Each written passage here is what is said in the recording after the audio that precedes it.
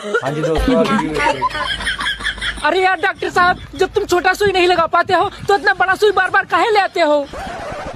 अबे जिस तरह से उसको खांसी आ रही है ना, उसके लिए यही सुई बेहतर रहेगा। बस खाली एक बार ये सुई उसको लग जाए।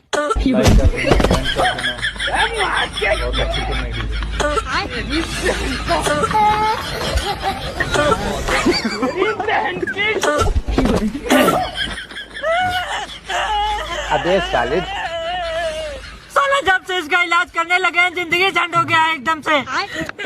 डॉक्टर साहब, अगर इस बार सुई नहीं लगा पाए तो तुम्हारे नाम से मुकदमा लिखवा देंगे हम।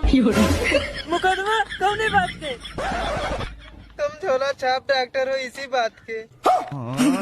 साला अगर इसी बात है तो उसको सुई लगा कर रहूंगा। हाँ साला, एकदम से जीना हराम करके रखे। अब हम सुई नहीं लगाएंगे। दोस्तों जा वीडियो रहे को हैं लाइक कर मरने, देना, ले खुद सब्सक्राइब लगा कर लेना। देना। और अभी तो रुको, क्लाइमैक्स अभी बाकी है। बाप रे, सारी बहाने